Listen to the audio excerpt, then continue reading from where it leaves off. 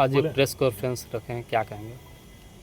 आज press conference करने का मूल कारण है कि बहुत वर्षों के इंतजार के बाद झारखंड सरकार के द्वारा नगर पालिका का निर्वाचन का तिथि घोषित हुआ और विगत 26 वर्षों से सार्वजनिक जीवन जिया था और मेरा मूल ही सार्वजनिक जीवन था और मैं राजनीति में भी रहा विगत 13 सालों से, खूब मेहनत किया और सबका अधिकार होता है कि जब आप किसी क्षेत्र को चयन करते हैं तो उसके सर्वोच्च पर जाने का अधिकार होता है। अगर हम डॉक्टरी मेडिकल पढ़ें तो अगर हम सदर अस्पताल में हैं तो अगर सेंटीवीटा का मौका मिलता तो सेंटीवीटा में जा सकते हैं, ऑक्सफोर्ड में भी जा सकते हैं। उसी तरह सार्वजनिक जीवन में अगर आप राजनीतिक रूप से जुड़े हैं तो एक मंच उसके पर्सनालिटी से मैच करता है। तो मेरा वार्ड आरक्षित है, मैं यहाँ वार्ड का चुनाव नहीं लड़ सकता था। हम माननीय मंत्री श्री मिथिलेश कुमार ठाकुर जी के एक साधारण सेवक थे, तो एज ए MLA कैंडिडेट के रूप में उनके साथ ईमानदारी से रहा। तो मेरा जो कार्य क्षेत्र नगर पालिका क्षेत्र था, तो विगत 18 वर्षों से हम सार्वजनिक जीवन में इस क्षेत्र में राजनीतिक रूप में आए, तो एक आशा उम्मीद जनता का प्यार और अपने कर्म के आधार पर मुझे लगा या हमारे अपने लोगों को लगा था कि आप इस रूप में आ चुके हैं कि आप इस चुनाव में जो विगत 8 वर्षों से पेंडिंग था, आप चुनाव लड़ सकते हैं। और एक अपेक्षा भी रहता है पॉलिटिशियन को कि हम किसी भी संवैधानिक पोस्ट का जिसका अर्हता हम प्राप्त करते हैं उस पर हम जा सकें।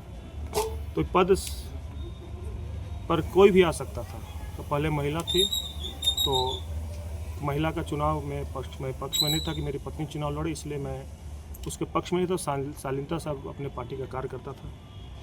झारखंड सरकार के द्वारा तय किया गया कि भाई गढ़वा नगर पालिका में पुरुष भी चुनाव लड़ सकते हैं, तो उस अर्हता में बाकी कैंडिडेट जो भी हैं उसमें कहीं से हम कम नहीं थे। समीकरण धन बल से ऊपर हम सेवा किए थे, तो मेरा भी एक उम्मीद था कि इस चुनाव में हम लड़े। जोर शोर से हमने प्रयास भी किया, दलीय नहीं था और उम्मीद जगा हुआ था कि भाई मेरे ही पार्टी क्षेत्र में मेरे लिए जो सोचे होंगे मेरे साथ रहेंगे, मेरे पार्टी के कार्यकर्ता किसी और को सोचेंगे उसके साथ होंगे। उनके लिए भी कोई बंधन नहीं था। जैसे आज बीजेपी के द्वारा 2 कैंडिडेट का नामांकन हुआ, अलगनाथ पांडे जी का और कंचन जायसवाल जी का। तो कुछ बीजेपी अलगनाथ पांडे जी के साथ गए, कुछ बीजेपी कंचन जायसवाल के साथ गए। तो एक बंधन मुक्त चुनाव हुआ। पार्टी दलीय भले घोषणा किया लेकिन स्वतंत्र सबको छोड़ा। आज झारखंड मुक्ति मोर्चा के बैनर तले 5 प्रत्याशियों भी ने अपना नामांकन के लिए उम्मीद जताया था। पार्टी ने सर्वसम्मति से निवर्तमान अध्यक्ष पति को नामित किया और यह घोषित किया कि इनका जो उम्मीदवारी है पार्टी के द्वारा है। अब मेरे पास ऑप्शन था कि मैं चुनाव लड़ूं, पार्टी के हित में देखते हुए। अहित देखेंगे तो पार्टी में चुनाव लड़ना होगा, और हित देखता हूँ तो हमें जो कर्मठ कार्यकर्ता 13 साल का हूँ, जो मेरे माथे पर लिखा हुआ कि झारखंड मुक्ति मोर्चा ओरिजिनल कार्यकर्ताओं की सूची में टॉप 5 में मैं भी हूँ, ईमानदारी में, रैंक में नहीं।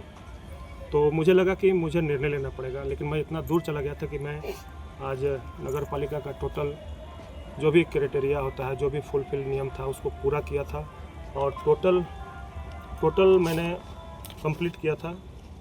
पहले से घोषित था कि 4 तारीख तक हम नामांकन करेंगे, लेकिन बात पार्टी के हित में हुई तो मुझे विगत मेरा चेहरा भी आपको बता रहा होगा कि मैं द्वंद्व में पड़ा था कि अब मैं क्या करूँ। एक अभिमन्यु की तरह मैं चक्रव्यूह में फंसा था कि अगर स्वार्थ देखता हूँ तो पार्टी हित में फैसला नहीं लेता हूँ, और अपना हित देखता हूँ तो जो स्थिति बनाया गया उसमें है मेरे साथ कोई खड़ा होने लायक नहीं बचा।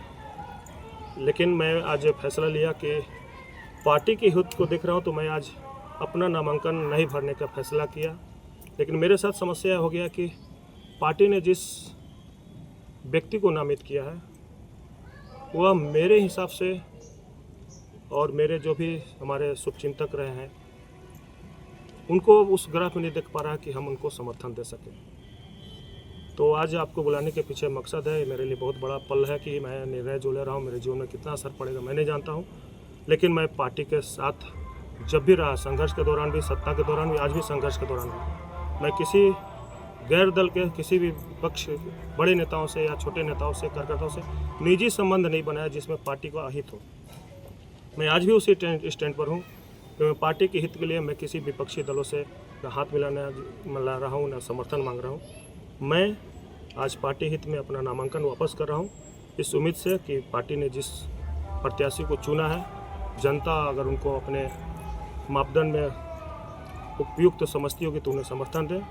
लेकिन मैं पार्टी हित में अपना नामांकन वापस ले रहा हूँ, लेकिन इस उम्मीद से कि पार्टी के सोच के हिसाब से हम काम किए हैं, लेकिन उम्मीदवार मेरे सोच के नहीं हैं। और अपने समर्थकों के साथ मैं आज अपना नामांकन वापस लेते हुए अपने पार्टी के द्वारा उम्मीदवार जो है उनका समर्थन नहीं करते हुए अपने नामांकन को वापस ले रहा हूँ।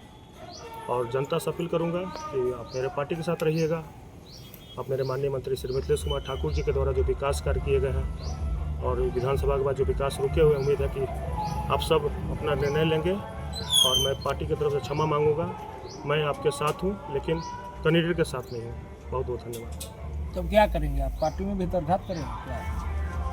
साइलेंट रहेंगे। भीतरघात क्यों करेंगे? भीतरघात करना था तो 2013 में भी कर लेता, 2019 में कर लेता। पार्टी के प्रत्याशी को समर्थन नहीं कर रहे हैं। नहीं, हम समर्थन और क्या माना जाए कि पार्टी के बहुत सारे कार्यक्रम चुनाव के दौरान रुके होंगे। उस जिला कमेटी का जो निर्णय होगा, पार्टी का जो भी इसके अलावा जो काम होगा, जिला संगठन हमको बोलेगी कि जाओ मेराल जाके काम करो, डंडा जाके काम करो, मैं करूँगा। क्यों नामांकन वापस क्यों लिए? नामांकन इसलिए ले रहा है कि मुझे लगता है कि मेरे नामांकन से मेरे पार्टी को शायद अहित हो या पार्टी का इच्छा न हो कि मैं पार्टी के विरुद्ध जाऊं। चूँकि मैं पार्टी का बहुत ही कर्मठ और ईमानदार कार्यकर्ता था और जीवन में कभी धोखा नहीं दिया हूं। और एक छोटे से पद के लिए मैं नहीं चाहता हूं कि मैं अपने पार्टी का एक भी वोट मुझे मिलता है तो मुझे लगता है कि हो सकता है वोट से हमारा पार्टी को अहित हो। तो मैं पार्टी के साथ हूँ, आजीवन हूँ और जीवन भर पार्टी के साथ रहने के लिए सोच रहा हूँ। लेकिन कैंडिडेट के नाम पर मैं फिलहाल 23 दिन के लिए अपने आप को जिला संगठन को सुपुर्द कर रहा हूं। किसी के दबाव में आप नामांकन नहीं किए? हम स्वतंत्र हैं और पार्टी में मैं कोई प्रोटोकॉल में पदाधिकारी नहीं हूँ। एक समान 5 रुपया का रसीद कटा हुआ प्रत्याशियों सदस्य हूँ। न मैं केंद्रीय समिति में हूँ, न जिला कमेटी में हूँ, न नगर कमेटी में हूँ, न मुझे कुछ प्रभार मिला है, न इस इलेक्शन में मुझे कोई प्रभार मिला है। तो मैं एक साधारण कार्यकर्ता हूँ और पार्टी का वफादार हूँ। तो मुझे दबाव देने के लिए इसलिए नहीं कि मैं पार्टी प्रोटोकॉल के पदाधिकारी में रहता तो मुझे पद छोड़ना पड़ता। पार्टी नेतृत्व से आदेश है कार्यकर्ताओं को कि पार्टी के जो प्रत्याशी हैं उनको समर्थन करना है, उनको वोट करना है। तो क्या आप वोट भी करेंगे? अपने परिवार के लोग से वोट भी दिलवाएंगे या फिर केवल साइलेंट रहेंगे? क्या एकदम साइलेंट है। अब वोट करा? वोट एक वोट है मेरा, एक वोट है। पार्टी में अगर पार्टी में होगा तो वोट देंगे हम, लेकिन प्रचार मैं नहीं कर पाऊंगा। मेरा बहुत सारा मामला है उनके साथ, प्रत्याशी के साथ, और उसको कभी जीवन में कोई उसको भरपाई नहीं कर पाएगा। मेरा कुछ ऐसा मामला है जो 10 सालों में उन्होंने किया था, वो भी मामला है, कुछ अपना भी मामला है, कुछ ऐसा मामला है जो सार्वजनिक में नहीं बोल सकता हूँ। मेरा आत्मा मिथिलेश कुमार ठाकुर जी के लिए है, लेकिन उस व्यक्ति के द्वारा जो किया गया है वो मेरे लिए किसी भी रूप में समझौता लायक नहीं है। मतलब आपका मिथिलेश ठाकुर से व्यक्तिगत संबंध है, पार्टी से नहीं? मिथिलेश ठाकुर जी के साथ साथ पार्टी से भी मेरा अच्छा संबंध है। पार्टी के लिए मैं वफादार रहा हूँ, लेकिन पार्टी का निर्णय को क्यों नहीं मान रहे? पार्टी के निर्णय में इसलिए नहीं मान रहा हूँ कि मैं अपने पारिवारिक प्रेशर में हूँ। मैं अपना घर का बड़ा भाई हूँ। मेरे साथ जो घटना घटा है मैं नहीं समझ पा रहा हूँ कि मैं इच्छा भी जाहिर कर रहा हूँ अंदर से कि पार्टी के लिए जाऊँ। मैंने अपने आला कमान को, पार्टी के वरीय पदाधिकारियों को मैंने सूचना दिया कि मेरे साथ क्या समस्या है, जिसके कारण मेरा अपना अंतरात्मा नहीं बोल रहा है कि उस व्यक्ति के साथ मैं बगल में खड़ा हूँ। हाँ, लेकिन एक बात मैं ज़रूर बोलूँगा, जब माननीय मंत्री श्री मिथिलेश कुमार ठाकुर जी का 2024 का चुनाव था, शहर में यह द्वंद्व चला था कि दोनों एक ही पार्टी में हैं, दोनों अगर एक साथ नहीं होंगे तो पार्टी नुकसान होगा।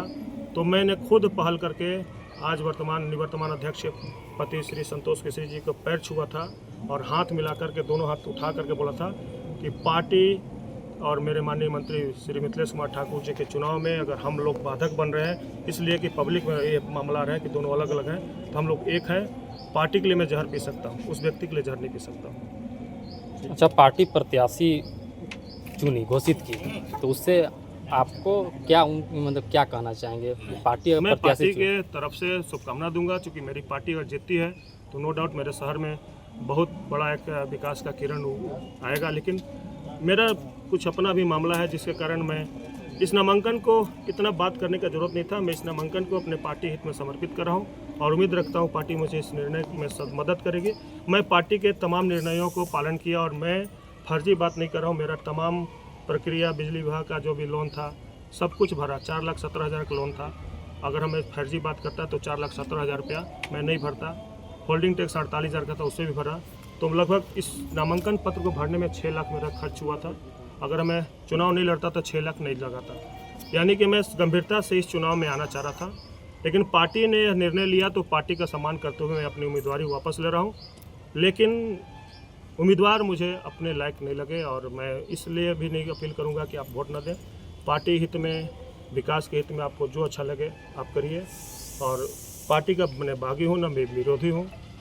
ये मेरा निजी मामला है और इसके लिए मैं आला कमान को भी अवगत कराया है और पार्टी के तमाम पदाधिकारियों को अवगत कराया है। पार्टी अगर कार्रवाई करती है तो क्या? पार्टी को अगर लगता है कि बहुत बड़ा गलती किए हैं तो पार्टी कार्रवाई करेगी, तो भी मिथिलेश ठाकुर जी का हाथ तो मैं छोड़ूंगा नहीं। दूसरे पार्टी में जाएंगे? नहीं, ये संभव नहीं है, क्योंकि मिथिलेश ठाकुर जी हमारे बड़े भाई ही नहीं, पिता तुल्य हैं और मेरे संकट मोचक रहे हैं। जीवन में बहुत मदद की है और इतना निकृष्ट मैं नहीं हूँ। मैं दोयम दर्जे का नेता नहीं हूँ।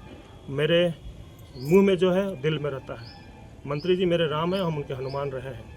और अगर पार्टी निकालती भी है तो पार्टी से मैं रिक्वेस्ट करूंगा कि इस विधानसभा, लोकसभा और अन्य चुनाव में जो ईमानदारी से मैं किया था, इतना बड़ा सज़ा न दे कि इस छोटे से चुनाव के लिए मुझे एक छोटा सा, मैं तो अपना उम्मीदवारी ख़त्म किया और निजी रूप से मैं साइलेंट जा रहा हूँ। मैं किसी के खिलाफ, किसी के पक्ष में प्रचार नहीं कर रहा हूँ। फिर भी पार्टी अगर निष्कासित करेगी तो हम माननीय मंत्री के साधारण वोटर के रूप में जो क्षमता होगा हम देंगे। बाकी कोई पॉलिटिक्स नहीं है। भैया भी मेरे जानते हैं कि मैं भावनात्मकवादी हूँ। ये दोनों इसलिए बैठे हैं कि इस दौरान मुझे प्रस्ताव का समर्थक चाहिए था। इसमें नाम भी लिखा हुआ है। ज्योति प्रकाश जी हमको समर्थन दिए हैं और प्रस्ताव मेरे भूपेंद्र सरदार जी हैं। तो ये दोनों को भी बैठाने के पीछे मकसद है, ये दोनों मेरे प्रस्ताव के समर्थक रहे। तो पार्टी के खिलाफ मैं नहीं जा रहा हूँ, मैं अपना कैंडिडेट के खिलाफ में हूँ और मैं मानता हूँ कि मैं गलत कर रहा हूँ पार्टी के लेवल में। लेकिन अपने परिवार के पक्ष को देखते हुए मुझे लगता है कि मुझे यह निर्णय लेने में अब परेशानी नहीं होना चाहिए और पार्टी से भी माफ़ी मांगता हूँ कि मेरे निर्णय को अगर माफ़ करने लायक हो तो माफ़ कर दीजिएगा। मेरा कोई पॉलिटिक्स नहीं है, मेरा अपने परिवार के लिए मैं यह निर्णय लिया हूँ। इसमें मैं किसी वोट को प्रभावित नहीं करूँगा, मैं किसी के पक्ष में नहीं रहूँगा। मैं पार्टी के तमाम बाकी कार्यक्रमों में शामिल होऊंगा और जैसे मंत्री जी के साथ रहा है हनुमान की तरह, उसी तरह रहूँगा। क्या पहले जैसा विश्वास रहेगा मंत्री जी को आपके ऊपर, क्योंकि उनका भी परमिशन रहा है? हमने जो काम किया है वो काम उनको छोड़ दीजिए, उनके विपक्ष में जो वर्तमान विधायक श्री सत्येंद्रनाथ तिवारी जी, उनको भी जाके पूछ लीजिएगा कि उनके टीम में टॉप 5 में सबसे ईमानदार कौन है। तो वो विपक्ष में बैठे नेता बोलेंगे कंचन को तो पहला वरीयता देते हैं, क्योंकि मिथिलेश ठाकुर से जब से जुड़ा है न मुझे मंच दिया है, न मेरे घर आया है, न हमसे कोई सौदा किया है। चाहे विधानसभा में हो, मेरे साथ कितने केस लादे गए।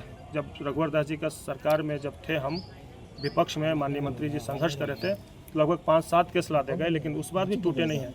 तो मेरा ईमानदारी का तमगा मैं पार्टी से नहीं मांगूंगा। अगर मांगना है तो सत्येंद्रनाथ तिवारी जो वर्तमान में विधायक भी हैं और हमारे पार्टी के सबसे कड़े विपक्ष के रूप में रहते हैं, उनसे भी पूछेगा तो वो बोलेंगे कि सबसे ईमानदार कर्ता कंचन है। तो पार्टी और मंत्री जी को बताने की जरूरत नहीं है। Thank you.